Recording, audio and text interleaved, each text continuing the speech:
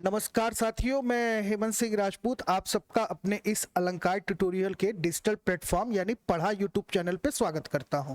दोस्तों, पिछले लेक्चर में हम लोगों ने अर्थशास्त्र संबंधित यानी इको करेंट से रिलेटेड हमने चीजों को डिस्कस किया था, जिसमें हम लोगों ने आर्थिक नियोजन का क्या किया था, चर्चा किया था। आर्थिक नियोजन के विषय में हम लोग क्या किए थे, चर्चा किए थे। ठीक, आज उसी प्रश्नों की श्रृंखला को हम लोग क्या करेंगे, क्रमबद्ध रूप से आगे बढ़ाएंगे। ठीक, चलिए आगे चलते हैं और एक एक चीज को हम लोग क्या करते हैं, डिस्कस करते हैं। पहले प्रश्न को देखते हैं, प्रश्न संख्या 35 को। एक मिनट रुक जाइए, पेन ले लेते हैं, फिर इसको क्या करते हैं हम लोग अच्छे से हल करते हैं। ठीक, चलिए तो प्रश्न संख्या 35 को देखते हैं हम लोग। 35वां प्रश्न क्या कह रहा है कि निम्नलिखित योजनाओं और कार्यक्रमों का मेल कीजिए। निम्नलिखित योजनाओं और कार्यक्रमों का क्या करिए, मेल कीजिए। तो यहां पे ऑप्शन नंबर अगर ए को देखें तो ऑप्शन नंबर ए जो है आपका प्रथम पंचवर्षीय योजना जो है बेटा, वो किससे रिलेटेड है, आपका 2 से, यानी सामुदायिक विकास से संबंधित क्या है, आपका पहला वाला जो है प्रथम योजना संबंधित था। अब ऑप्शन बी की बात करते हैं। ऑप्शन बी क्या करे, द्वितीय योजना। द्वितीय योजना की अगर बात करें तो आपको पता है द्वितीय पंचवर्षीय योजना पर उद्योगों पर ज्यादा फोकस किया गया था। तो द्वितीय पंचवर्षीय योजना किससे रिलेटेड है, तीव्र औद्योगिकरण से संबंधित है। किससे, तीव्र औद्योगिकरण से है। अब ऑप्शन सी के साथ आते हैं। ऑप्शन सी की अगर बात करें तो तृतीय पंचवर्षीय योजना जो था बेटा, वो किससे संबंधित था, आपका आधारभूत उद्योगों के प्रसार से। किससे, आधारभूत उद्योगों के प्रसार से संबंधित था। ठीक, अब बात करते हैं चतुर्थ पंचवर्षीय योजना की। चतुर्थ पंचवर्षीय योजना की बात करें तो चौथा पंचवर्षीय योजना संबंधित है आपका स्वावलंबन की प्राप्ति एवं स्थिरता के साथ विकास। ये क्या है, आपका चतुर्थ पंचवर्षीय योजना है। अब एक बचता है पांचवी पंचवर्षीय योजना। पांचवी पंचवर्षीय योजना का लक्ष्य क्या था, न्यूनतम आवश्यकता कार्यक्रम। तो यहां पे क्या है, पहले को देखा जाए तो पहले का 2 है, तो पहले का 2 देखा जाए तो इन दोनों में कॉमन हो रहा है। इसके बाद पहले का 2, दूसरे का आपका 1 है। ठीक है, फिर आपका तीसरे का क्या है, 3 है। तो ये ऑप्शन नंबर डी देखिए, 2 1 3 5 4। ठीक, 2 1 3 5 4। यहां देखिए हम लोग क्या किया, 2 1 3 5 और 4। ठीक, तो इस प्रकार का प्रश्न है तो इससे इस तरीके से सुमेलित किया जाता है और सुमेलित कर इसको क्या किया जाता है, हल किया जाता है। चलिए अगले प्रश्न की तरफ चलते हैं और आगे के प्रश्न को हल करते हैं। प्रश्न संख्या 36 को देखते हैं। 36 प्रश्न आपका क्या पूछ रहा है कि प्रथम पंचवर्षीय योजना में किस क्षेत्र में प्रमुखता दी गई थी। तो पहली पंचवर्षीय योजना में आप सब जानते हैं कृषि के क्षेत्र में क्या किया गया था, सबसे ज्यादा प्रमुखता दिया गया था। ठीक, तो हमारा ये वाला आंसर जो है वो क्या हो जाएगा, सही हो जाएगा। 37वें प्रश्न को देखते हैं। प्रथम पंचवर्षीय योजना विकास के किस मॉडल पे आधारित था।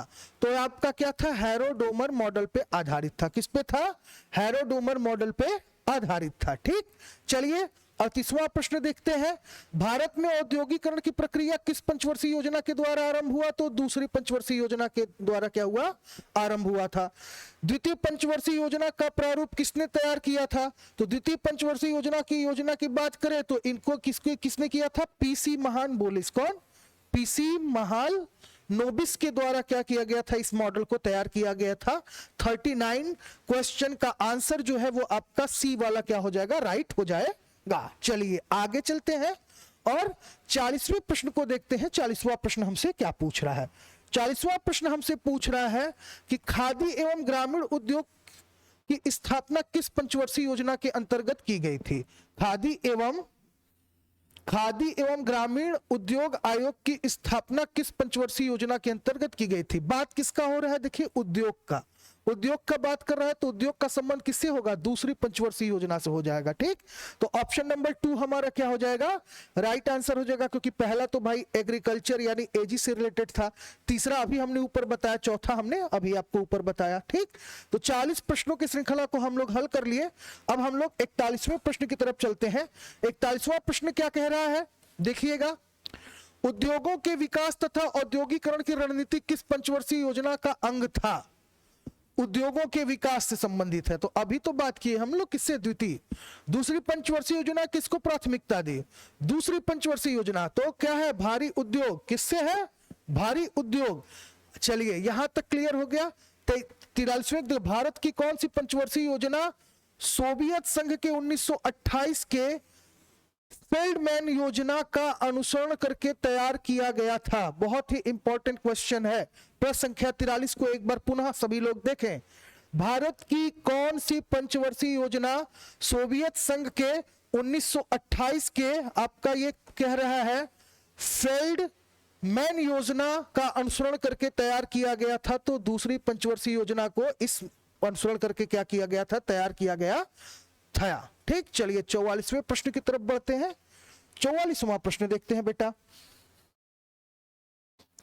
किस पंचवर्षीय योजना के दौरान देश में 3 लौह इस्पात संयंत्र स्थापित किए गए, द्वितीय पंचवर्षीय योजना, जो कि उद्योगों का निर्माण तो इसी में किया गया। ठीक, जमशेदजी टाटा की बात करें तो उसी समय जमशेदपुर में इस्पात फैक्ट्री का क्या किया गया, स्थापना किया गया था। 45वां प्रश्न, द्वितीय पंचवर्षीय योजना अवधि में स्थापित 3 लौह इस्पात संयंत्रों में कौन कौन सा शामिल है, दुर्गापुर, बीकानेर, भिलाई और राउरकेला। तो यहाँ पे क्या है, बोकारो, बोकारो वाला इसमें क्या है, शामिल है। चलिए 46वें प्रश्न को देखते हैं। द्वितीय पंचवर्षीय योजना में किस क्षेत्र के विकास पर सर्वाधिक बल दिया गया, द्वितीय पंचवर्षीय योजना में तो उद्योगों पर दिया गया। ठीक, चलिए आगे चलते हैं। ठीक, 47वां देखते हैं हम लोग, क्या है, द्वितीय पंचवर्षीय योजना का प्रमुख उद्देश्य क्या था, कृषि और उद्योग की संतुलित विकास करना। क्या है, कृषि और उद्योग को संतुलित विकास करना, देश को खाद्यान्न के क्षेत्र में आत्मनिर्भर बनाना, प्रथम पंचवर्षीय योजना के अधूरे उद्देश्यों को पूरा करना, या अर्थव्यवस्था को स्वतः विकास की गति प्रदान करने हेतु एक प्रबल प्रयास करना। Option number D is the right answer. क्या हो जाएगा आपका, डी नंबर का ऑप्शन आपका सही होगा। 48वें प्रश्न को देखते हैं। भारत सहायता क्लब की स्थापना किस पंचवर्षीय योजना के अंतर्गत की गई थी, भारत सहायता क्लब, भारत सहायता क्लब की स्थापना किस पंचवर्षीय योजना के दौरान किया गया था, तो दूसरे पंचवर्षीय योजना के द्वारा क्या किया गया था, इसको किया गया था। ठीक, तो यहां पे 48 प्रश्न हम लोग का लगभग हो गया। चलिए 49वें प्रश्न की तरफ बढ़ते हैं। 49वां प्रश्न क्या कर रहा है, पंचवर्षीय योजना के इतिहास में भारत की सर्वाधिक असफल योजना किसे माना जाता है, तो सर्वाधिक असफल योजना हमारा किसको माना जाता है, तीसरे पंचवर्षीय योजना को माना जाता है। ठीक, 50वां देखते हैं। तृतीय पंचवर्षीय योजना का मुख्य उद्देश्य क्या था, तृतीय पंचवर्षीय योजना का मुख्य उद्देश्य था आत्मपोषित विकास। क्या था, आत्मपोषित विकास। 91वां देखते हैं। तृतीय पंचवर्षीय योजना की कार्यनीति में सर्वाधिक बल किस क्षेत्र के विकास में दिया गया, तृतीय पंचवर्षीय योजना की बात की जा रही है, तो पहला में कृषि और तीसरा में कृषि, ये याद रखे रहिएगा। पहले में भी क्या किया गया था, कृषि पे फोकस किया गया था, और तीसरे में भी क्या किया गया था, कृषि पे फोकस किया गया था। ठीक, चलिए 52, क्वेश्चन नंबर 52 को देखते हैं।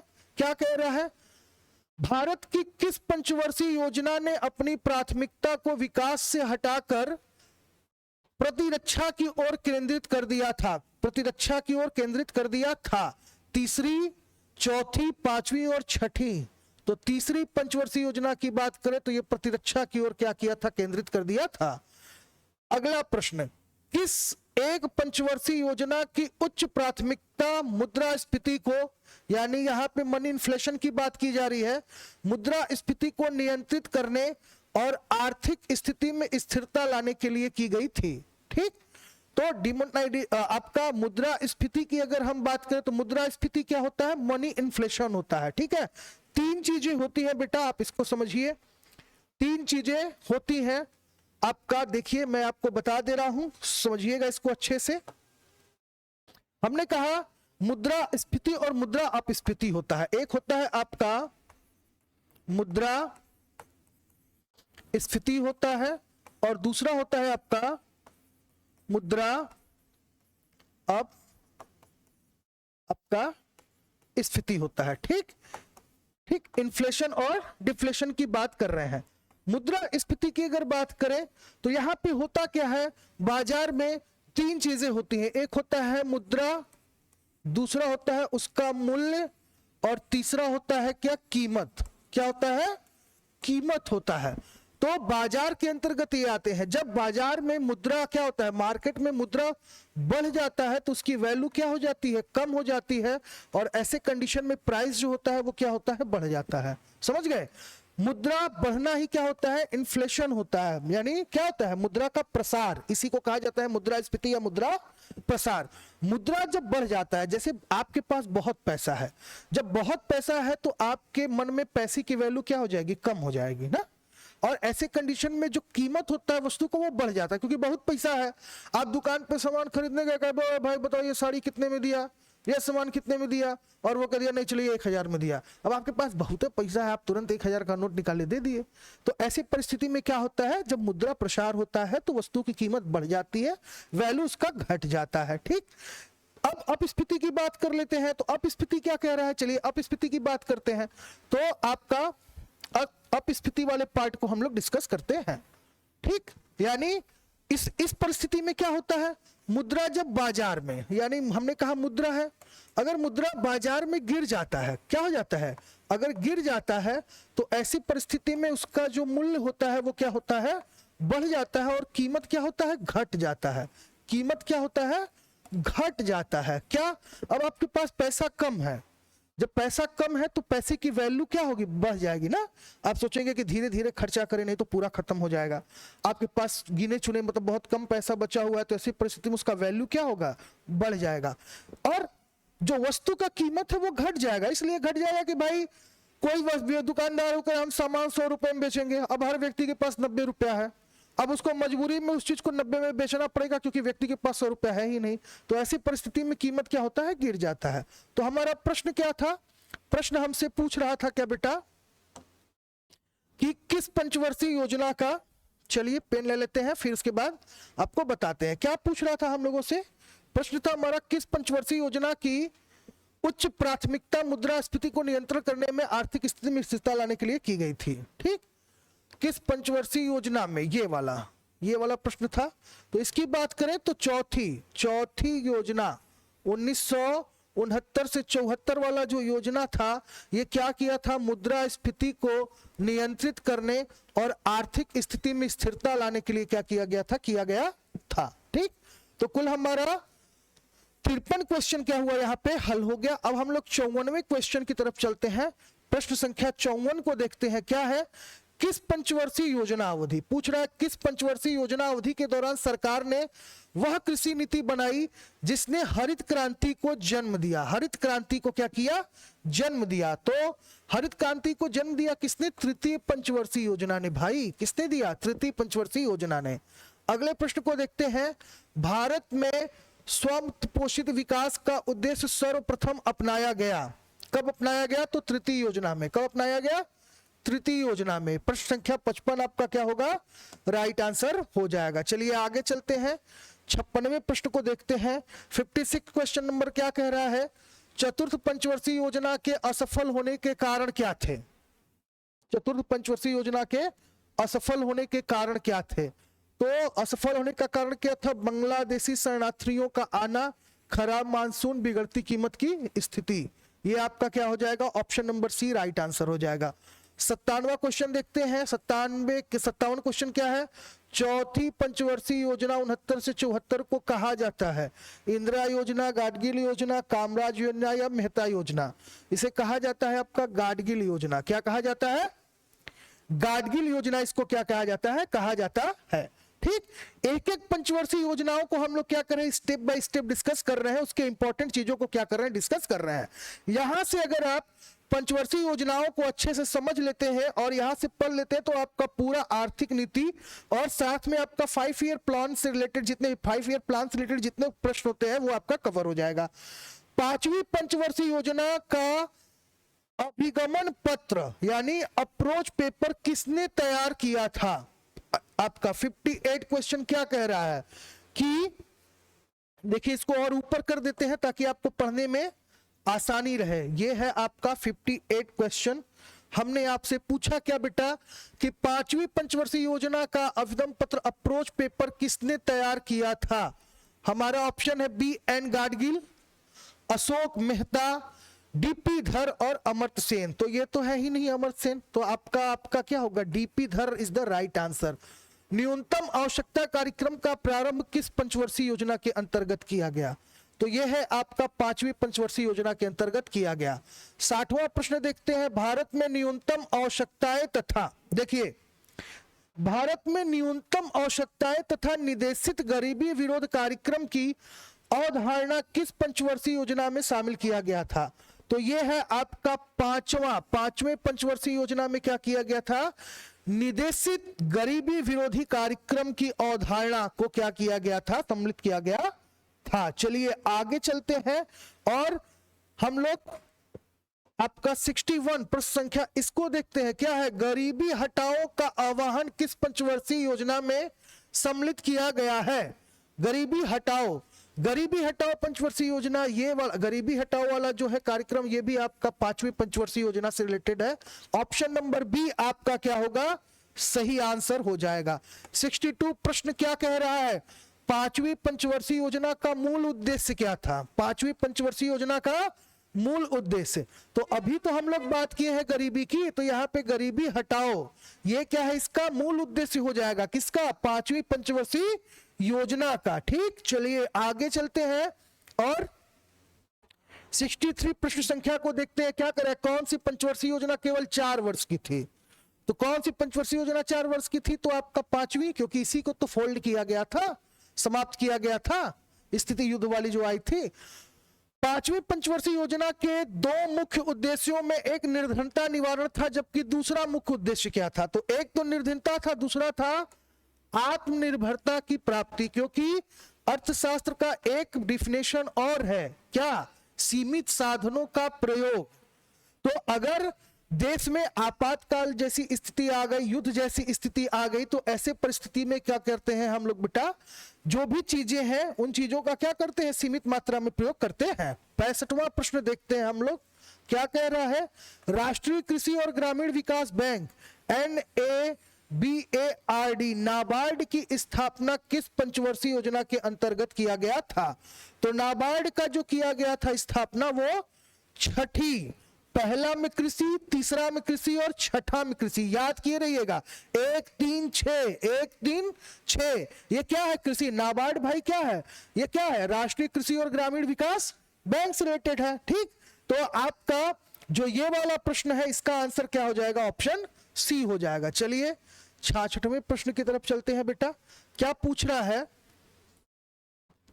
किस पंचवर्षीय योजना में योजनागत परिव्यय के प्रतिशत के रूप में विद्युत उत्पादन पर सर्वाधिक बल दिया गया, किस पे दिया गया, विद्युत उत्पादन पर सबसे ज्यादा बल दिया गया, तो सबसे ज्यादा बल तो छठी पंचवर्षीय योजना में विद्युत उत्पादन पर बल दिया गया था। 7वीं पंचवर्षीय योजना की अवधि क्या है, 7वीं पंचवर्षीय योजना की अवधि तो क्या है, 85 से 90, 85 से 90।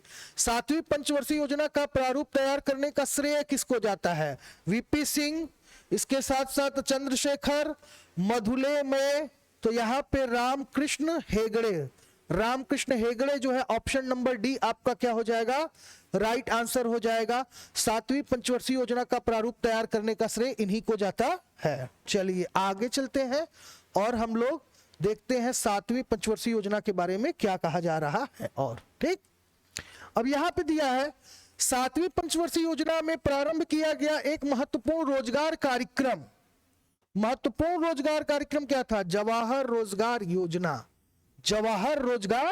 योजना, जिसका नाम बदलकर क्या किया गया, रोजगार गारंटी योजना के नाम से अब क्या हो रहा है, ये संचालित हो रहा है। ठीक, समझ में आया। चलिए 17वां प्रश्न को देखते हैं, 8वीं पंचवर्षीय योजना की अवधि क्या थी, तो 8वीं पंचवर्षीय योजना की अवधि है आपका 92 से 97, क्या है, 92 से 97, ऑप्शन नंबर डी आपका राइट आंसर हो जाएगा।